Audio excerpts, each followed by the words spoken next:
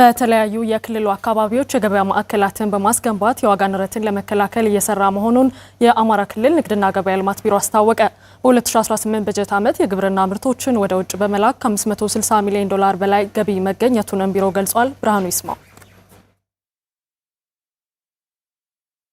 የአማራ ክልል ንግድና ገበያ ልማት ቢሮ ምክትል ኃላፊ አቶ ፈንታው ፈጠነ ለአማራ ሚዲያ ኮርፖሬሽን በሰጡት መግለጫ እንዳስታወቁት የቅባት እህልና የጥራጥሬ ምርቶችን ወደ ውጭ በመላክ የውጭ ምንዛሪ ማግኘት መቻሉን አስታውቀዋል። ከግብርና ምርቶች አቅርቦት አኳያ 5.4 ሚሊዮን ኩንታል የእቅዳችንን 82 በመቶ ለውጭ ገበያ ማቅረብ ችለናል። ከግብርና ምርቶች ብቻ የቅባት እህሎች ጥራጥሬና ቡና ባንድ ላይ ሲደመር 726.6 ሚሊዮን ዶላር በበጀት ዓመቱ መጨረሻ እናገኛለን ብለን አቅደን 562.4 ሚሊዮን ዶላር በ2018 የስራ ዘመን ማግኘት ተችሏል። ወደ ውጭ ከተላኩ የግብርና ምርቶች ማለት ነው። ቢሮው የቁም እንስሳትንና የአሳ ምርቶችን ወደ ውጭ ሀገራት መላኩንም አስታውቀዋል። ወደ ውጭ ከሚላኩ ምርቶች የሚገኘው ገቢ በየጊዜው እያደገ መምጣቱንም አስረድተዋል። ወደ 32451 የሚሆን የቁም እንስሳትን ለውጭ ገበያ ማቅረብ ተችሏል። ከዚህም 3.3 ሚሊዮን የአሜሪካን ዶላር እናገኛለን ብለን 3.7 ሚሊዮን የአሜሪካን ዶላር የእቅዱን 100% ማሳካት የተቻለበት ሁኔታ አለ ማለት ነው። ሌላው ከእንስሳት ምርት አኳያ ለውጭ ገበያ የምናቀርበው አሳ ነው።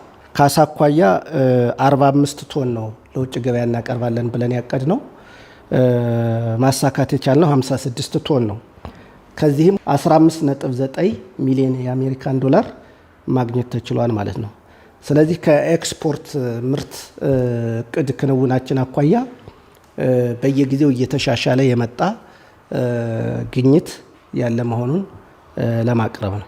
በተጠናቀቀው በጀት ዓመት በተለያዩ የክልሉ አካባቢዎች የገበያ ማዕከላትን በማስገንባት የዋጋ ንረትን ለመከላከል ያስቻሉ ስራዎች ተሰርተዋል ነው ያሉት። ለምሳሌ በክልላችን ወደ 8 የሪጂኦፖሊታን ከተሞች አሉን።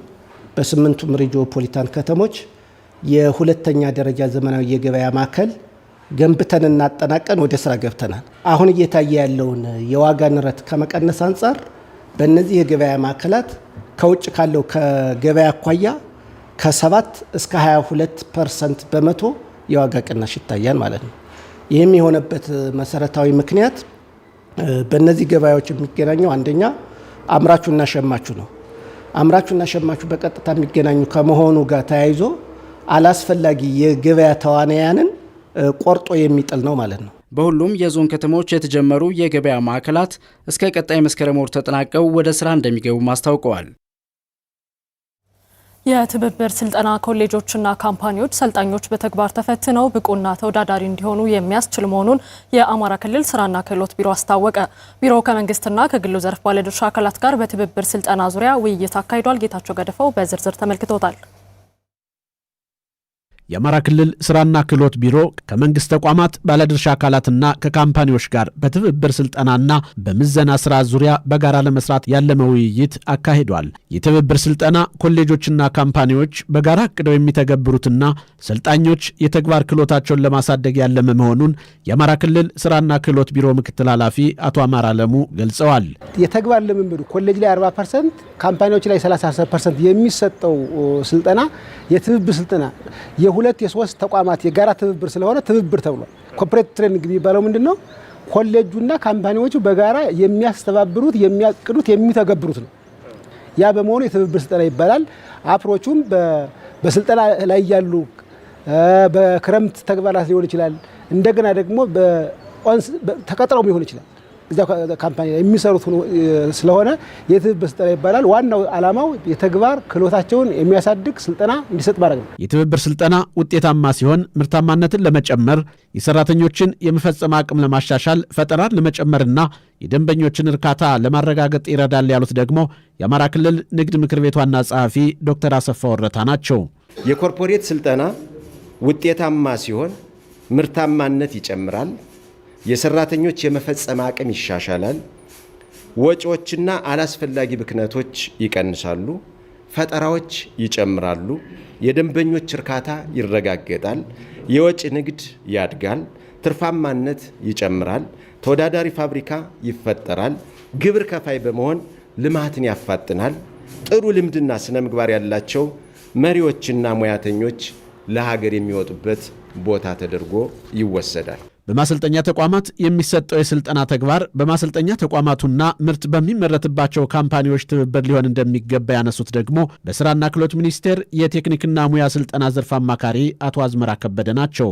ይህ የትብብር ስልጠና ኢንዱስትሪዎች፣ የግል ሴክተሩና ካምፓኒዎች ከቴክኒክና ሙያ ስልጠና ተቋማት ጋር የሰው ሀብት ልማቱ ላይ በጋራ እንዲሰሩና ብቁና ተወዳዳሪ የሰው ኃይል ለገበያ ማቅረብ እንዲችሉ ታስቦ እየተሰራ መሆኑንም ተናግረዋል። በጀርመን መንግስት የተለያዩ ፌዞች በፕሮጀክት እየተደገፈ የመጣ ስራ ነው ያለው። ስቴፕ 1 ጀምሮ ስቴፕ 4 ደርሷል አሁን። ስለዚህ ይህንን ስራ ተግባራዊ ከማድረግ አንጻር በፌዴራል ደረጃ ይህን የሚያስተባብር ፕላትፎርም ስታብሊሽ ተደርጓል። እሱ ፌዴራል ላይ የተፈጠረው ኤስታብሊሽመንት ነው አሁን ወደ ክልሎች መውረድ የጀመረ። ስለዚህ በተመሳሳይ እዚህ ክልልም ላይ ይሄ ስራ ዛሬ እየተሰራ ያለበት ሁኔታ።